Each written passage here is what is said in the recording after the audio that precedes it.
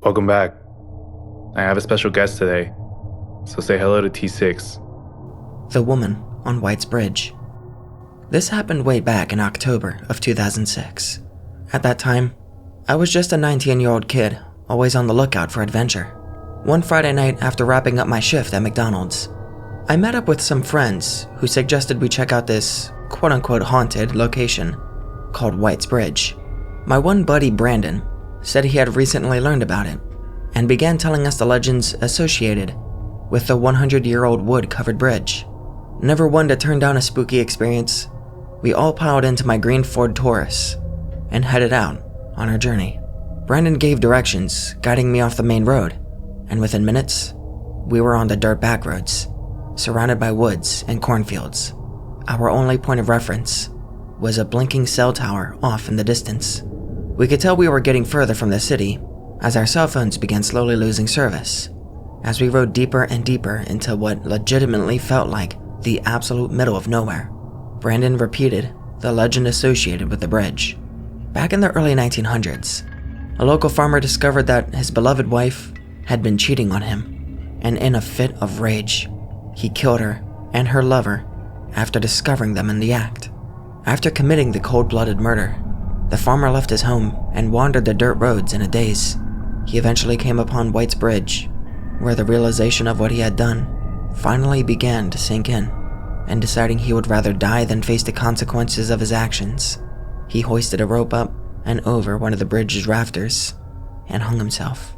As far as I can tell now, the story is completely fiction, but we totally believed it at the time.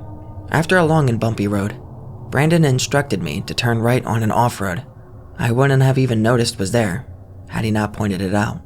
I took the turn, and there before us was White's Bridge.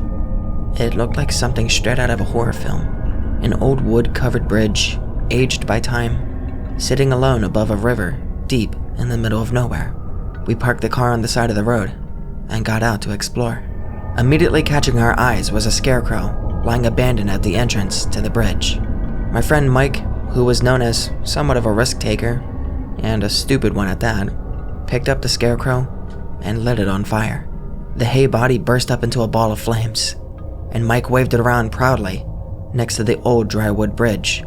Realizing the risk, I told him to throw the damn thing in the river and put it out, which, thankfully, he did. After making sure there weren't any rogue embers that could ignite the bridge, Brandon suggested we get back in the car and pull it onto the bridge. He explained that the legend was that if you parked your car in the middle of the bridge, put it in neutral and killed the engine, the spirit of the dead farmer would push the vehicle forward to get it off the bridge. Naturally, we had to try this. We piled back in and did exactly as he said. We parked halfway across the rickety old bridge and killed the engine. We sat in the pitch black, saying nothing, waiting for something, anything to happen. The only sounds were the creaking of the bridge, the river flowing beneath us, and footsteps. Suddenly, the back driver's side door opens, and a woman abruptly enters the back seat, cramming in next to my two friends back there. She looked to be in her late 20s, early 30s, long straight black hair, slim, and wearing a plaid shirt and blue jeans. It's been a while, but this is essentially how I remember this conversation going. "I saw your fire signal for me," she said. Wait, what?" I replied, totally freaked out and at a complete loss for words. "I'm so glad you came. My boyfriend's car broke down that way. I need a ride back."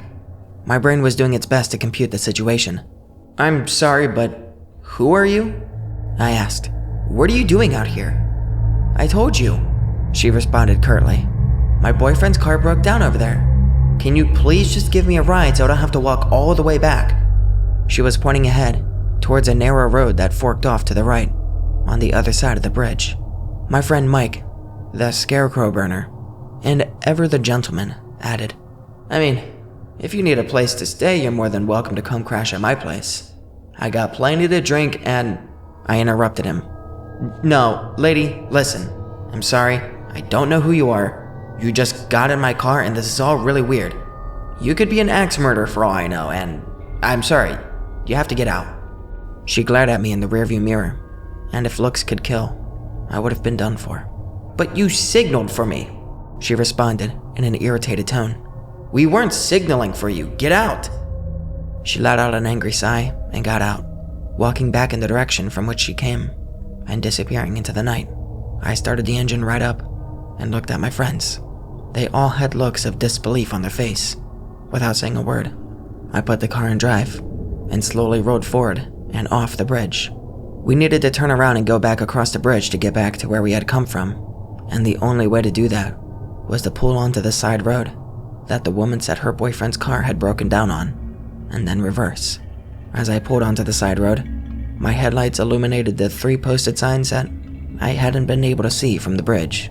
No trespassing, private property, and do not enter. Looking up the road, there was no sign of the woman. Wherever she went, it didn't appear that she went that way.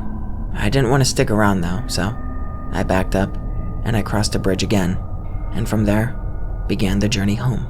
We didn't have much to say on the ride home. I think we were all equally stunned, except for Mike, who asked if he knew anyone that would be awake at this hour that he could score some weed from.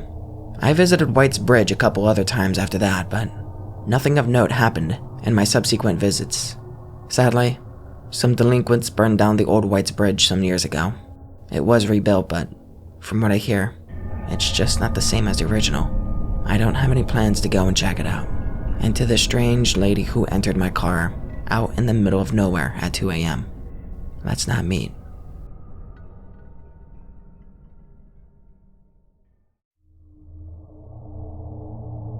I was almost cooked alive.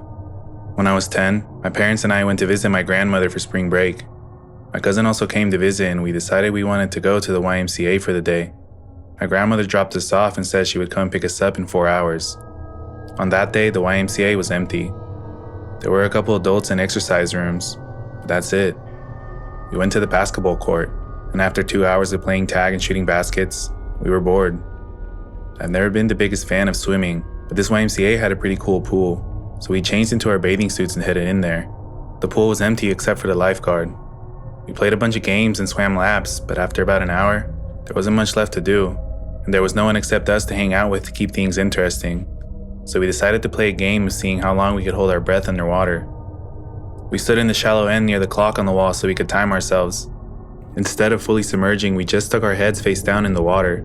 We did this a couple of times and I was winning. On our last round, I felt a tap on my shoulder. I figured it was my cousin giving up and telling me that I won, but instead, it was the lifeguard who told me to knock it off, or she was going to have to ask us to leave the pool. Since we were tired of being in the pool, we figured we'd get out, get dressed, and go back to the basketball court until our grandmother picked us up. We only had an hour left anyways, and the water was freezing. As we got out, the lifeguard stopped us and asked if we wanted to go into the sauna to warm up and dry off. The sign said 18 years or older, so of course, we were super excited that she allowed us to do that. She walked us to the sauna and unlocked the door. The door was glass and the interior was made entirely out of wood. Inside above the door there was a clock, probably to help make sure you were not in there for an unsafe amount of time. The lifeguard stand was adjacent to the sauna, but if you looked out the door you could clearly see it. She followed us in and went over to the thermometer encased in plastic and unlocked it so she could crank up the heat. I figured she must have to turn it on each time, so I didn't think anything of it. Both my cousin and I were very short girls, so we couldn't see the temperature that was printed on the thermometer knob. But I know she was turning up the heat. Then she left and shut the door behind her. I thought I saw her lock the door too, but I thought to myself, why would she lock the door when we might want to get out? I checked the clock and decided we should get out in 10 or 15 minutes. It was already plenty warm in the sauna, but now the room was blazing. It felt nice because I was so cold from the pool. After about 15 minutes, it was starting to get a little too hot. My cousin agreed that we should leave so we can get dressed. I went to turn the knob on the door, but it wasn't budging. I thought it might be jammed, so I shook it and it still wasn't opening, and then I let my cousin try. She couldn't get it open either. We figured that the lifeguard would be back in a couple of minutes, so we sat down and waited. The room was getting hotter now too, and I really wanted to leave. I got up and started banging on the door and shaking and twisting the knob trying to get the lifeguard's attention. My cousin got up and joined me. We started screaming at the top of our lungs for her to let us out, but she just stared straight ahead.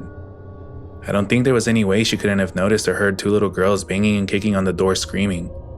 Now we had been in there for about 25 minutes. It was so hot in the sauna that it hurt to breathe.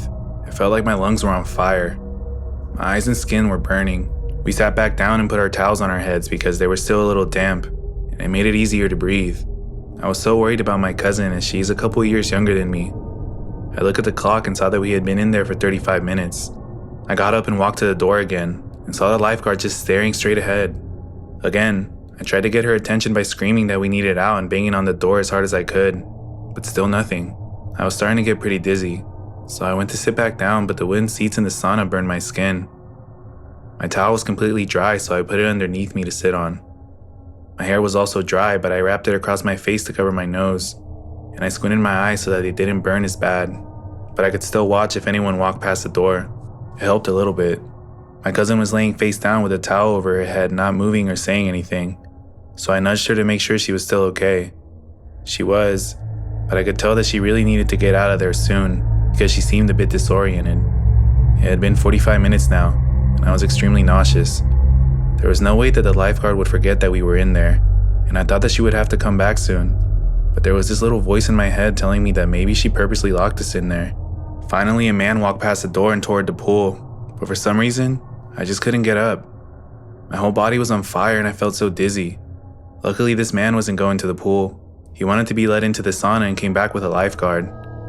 I saw them walking this way and immediately jumped to grab my cousin. I knew now that for sure she had locked us in there because she pulled out her keys to unlock the door and let the man in. I didn't want to take any chance of us being trapped any longer, so as the man was trying to walk in, I was trying to shove our way out. As we were going out, the lifeguard started trying to shut the door and push us back with it. The man was clearly confused about what was going on and said, I think they want out. The lifeguard let out a sigh and opened the door fully, and we ran as fast as we could into the changing room. We only had about 10 minutes before our grandmother was supposed to pick us up. We were both so shaken about what happened that we didn't say anything to each other as we got dressed or on the car ride home. When we got back to the house, my parents were making us dinner and I told them the story of what just happened. They thought that I must have been exaggerating and they didn't believe me.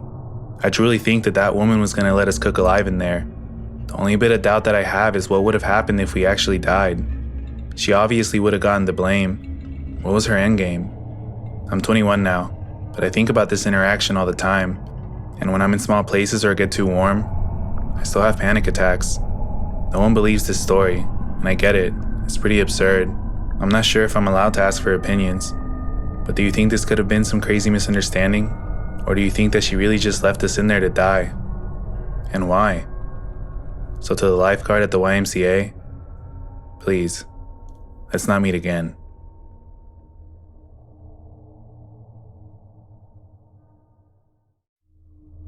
The van was filled with flies. So after posting my last suspected abduction story, I told a friend I posted a creepy story to the subreddit and she said, "Oh God, the one with all the flies?" No, it wasn't that one. I had all but forgotten about that one. She encouraged me to post it though, and I think you all will enjoy it. In 2013, I was 21 years old and studying abroad in South America with my college roommate. I had more than one unsettling encounter while down there, but I'm an experienced traveler and generally have good instincts, so I can't say I have any other thrilling stories aside from narrowly dodging a few muggings. Other than the general sense of unease that comes with being a solo female traveler, our 4-month stay was relatively unexciting. Relatively. At the end of our program, we decided to stay for some extra time and do some more casual backpacking. We ended up deciding to hike the Inca Trail, amazing for anyone considering it. For the unfamiliar, you start at one location, which varies depending on the trek you choose, and then you end up in a small town near Machu Picchu called Aguascalientes. Your return trip is covered by your hiking company, unless you choose to stay, in which case you get a refund. Well, we were in a new town and our company left immediately after lunch, and we wanted to spend the night and get the most out of being in that part of the country. The time came and we said farewell to 11 of our 12 hiking companions, and we were joined by one of our new friends, who was planning on starting an additional hike in the morning. Our guides gave us our refunds, and gave us very careful instructions on how to get back to Cusco, the city which we had originally departed from. When you're ready to leave, make your way to that train station right there. Don't go anywhere else. It's a very official and safe train. Once you get to the last stop, go to the official bus station and it will bring you back to Cusco. We understood, thanked them, and parted ways.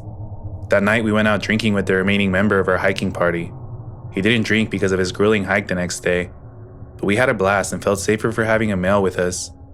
Overall, we made sure to keep our wits about us and it turns out to be a very fun night without incident. We make it back to our hostel, wish him well on his travels, and go to bed, ready to explore town the next day before catching the train home. We have our fun, then make our way to the train station. It's a very nice train, not unlike the ones I take in the US occasionally, maybe even nicer. It definitely felt very safe. The train pulls into the final station and we begin to locate the bus station. We ask a gentleman who clearly works at the stop, and he points and tells us to walk about half a mile in that direction, and we wouldn't be able to miss it. We thank him and continue.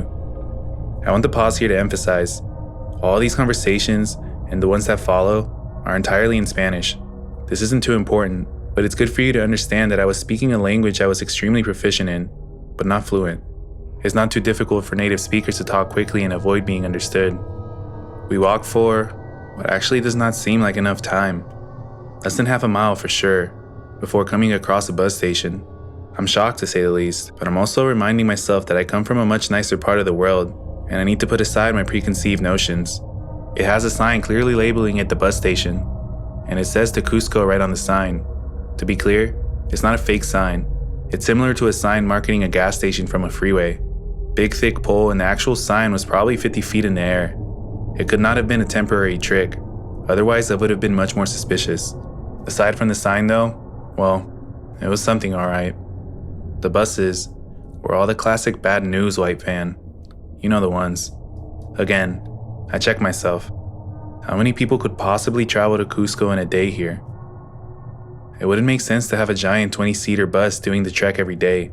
There's a tiny wooden building, presumably an office underneath the big sign, but we didn't need to go in there as there were two gentlemen standing outside near the vans. We asked them if these are the buses to Cusco, and the men confirm. We asked how much the tickets cost and when they plan on departing. They gave us the price and say 5 to 10 minutes, and then direct us to the van to sit and wait in.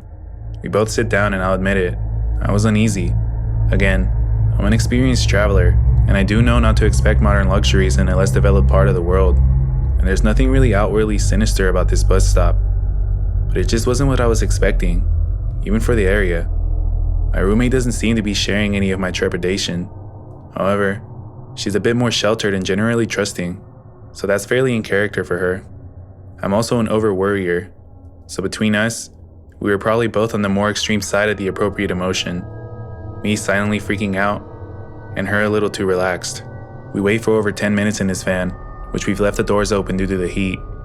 We were just talking and swatting flies, which are buzzing in and out of the open door. I'm unsurprised we're not on schedule, as I know they're trying to avoid wasting a tank of gas on 2 passengers, and are trying to wait for more people. But we have an hour's drive ahead of us, and I want to get going, so I decided to go ask. They tell us 5 more minutes. Sure. More time passes and I can't shake the feeling we aren't at the right bus station, though nobody made mention of there being more than one in a tiny town. So I kept telling myself I was being irrational. I decided to go see if anybody is in the office and just get more information. I open the door and walk in without much hesitation, given its positioning under the giant sign. Well, I walk into what is clearly a residence, and like 15 sweaty Peruvians cooking beans and looking as shocked to see me as I am to see them. I stammer out, is this the bus station? They look confused and then go, oh, the bus? Yeah, the bus. Go outside. Talk to the men. Bus to Cusco. I back out and apologize for intruding. I go back to the van to report the experience to my roommate, right as another girl walks up and says, bus to Cusco? She is clearly a native Spanish speaker, and not a foreign tourist. The men immediately say yes and place her in a different van, which makes no sense.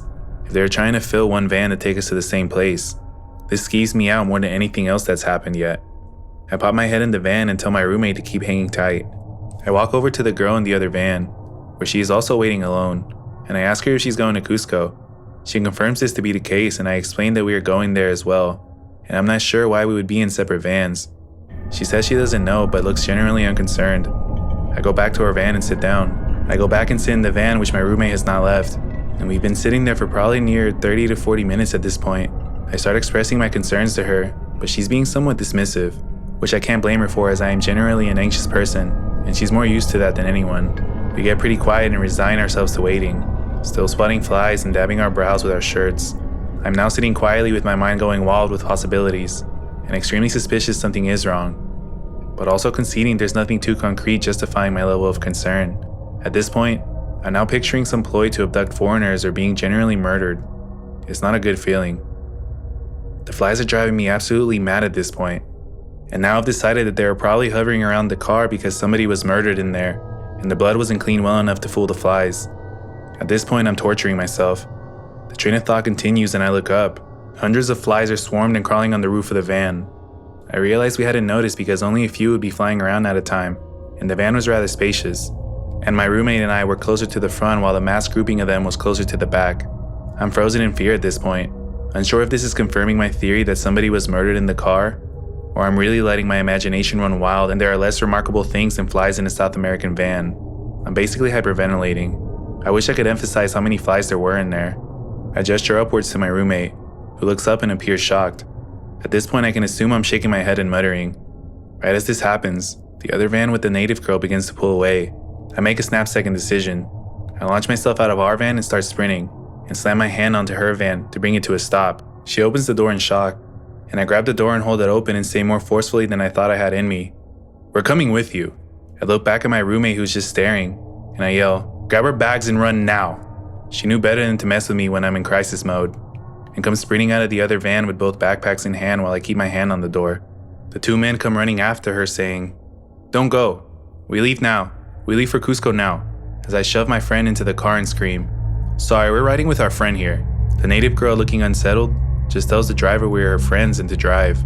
At this point, I don't know that this driver isn't in on whatever I was afraid of, or if he was but they didn't plan on messing with a local. Either way, I just saw her as our best bet. We pull onto the road and drive for a few minutes when I see, you guessed it, the bus station. A very official, legitimate looking bus station with actual buses, which was probably about a half mile from the train. I have no doubt this is where we were supposed to go, and I feel the blood drain from my face. I thought about jumping out of the van and running, but in a split second I questioned if it wasn't for official tour groups or anything else I might not be considering. And my worst fear is ending up back at the first place without our new local friend. As we drive, I'm looking for street signs, landmarks, or anything to indicate we're actually heading to Cusco. All I see is wide open desert plains and nothing else. I sat the rest of the drive frozen in fear, collecting a pile of makeshift weapons from what I could find in the back of the van. This included a sharp piece of car, likely from some previous collision, and a smallish fire extinguisher. I told myself if anybody tried to hurt us, I would kill them first and then figure out how to avoid a Peruvian prison second. I spent the entire car ride telling myself that I had it in me to kill a person if they tried to harm me. I gripped my weapons until my knuckles turned white, when suddenly the van came to a stop, very much in the middle of nowhere. The driver accepts a phone call, which I can't understand. He then gets off the phone and slowly tells us, "Just remembered, you can't take us all the way to Cusco." The native girl is concerned, and he proceeds to point at a large desolate building and tells us to go in there to find a ride the rest of the way. Looking back, I'm not sure how I avoided throwing up from anxiety and fear. The three of us journey in there, my weapons abandoned as I couldn't sneak them out of the van, and people just keep pointing us farther and farther back until we come to a back opening leading us outside. I wanted to run, to somehow undo this entire journey, but we really had no choice other than to stick with the native girl. We had no alternative methods of transportation. There's no civilization in sight, and honestly, I'm not sure what part of the country we're in. All I know is we're 60 to 90 minutes away from wherever the train stops, hopefully in the direction of Cusco. We get in another van, this time with the opposite problem. They're insisting we fit 10 plus people into a 7-seater van, and then try to take my backpack, saying it needs to go on the roof. That backpack had my passport and every resource I would most certainly want in an emergency. I'm thinking they can take it over my dead body, right as I see my roommate happily passing hers to the lady. I grab her arm angrily, ready to ask what on earth was wrong with her survival instincts. But my face must have said it all because she backs up and uncertainly tells the lady, "Never mind. She'll be keeping her bag with her." The lady looks aggravated and says they won't fit in the car with all the people, and I tell her that we're happy to hold them as I climb in and demonstrate in a way that will require her to force either me or the bag out. She relents and my roommate crawls in. We sit in the back with our backpacks towering on our laps in front of us. My roommate looking somewhat inconvenienced I've made her do this. Honestly, maybe I was overreacting, but better than underreacting. We drive a long while and finally enter the city borders of Cusco. On the one hand, I'm relieved because I know exactly where we are. On the other hand, the surrounding areas outside of the main square are extremely dangerous shanty towns, and we are the only foreigners with giant backpacks on the bus. No sooner I'm thinking, well, at least we're close, when the bus driver turns and says he doesn't want to drive further and we can figure out our own way from there. Even the native girl immediately goes on red alert and offers to pay more if he'll take us to the city square. He declines, kicks us out of the bus, and drives away. We're looking at all the people staring openly at us, and she asks in a scared voice if we'll split a cab with her. We agreed immediately. Problem is, in this part of the world, a cab is often the first car to drive up and assures you that they will take you to where you're going. This is exactly what happens. A Corolla from, I'm sure, 1993 pulls up and tells us to hop in. Our friend looks wary, but decides it's better than winging it out in the open. He drops us off in the town square without incident, and at this point the native girl looks like she's aged 5 years since we first crossed paths with her an hour ago, and I'm sure I looked even worse. She meekly says, "Well, I'm glad we got here safely. I can barely talk, I'm so exhausted," and respond, "Me too, thanks," and we part ways. I had a few experiences on this trip that made me a believer that no matter where you are, one traumatic experience makes whatever the last place you slept in feel like home. Let me tell you, the hostel bed felt just like home. This may seem like an obvious observation, but I'm embarrassed to say I hadn't made the connection until tonight. When we hiked the Inca Trail, there were a lot of tourists. When we stayed in Aguascalientes, there were a lot of tourists. And when we took the train, there were a lot of tourists. When we took the buses back to the most touristy city in the country, there were no tourists. I feel like this confirms a lot of things about our experience.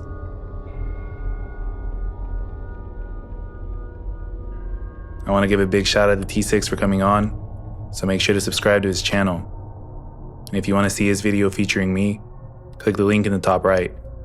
And as always, thanks for watching.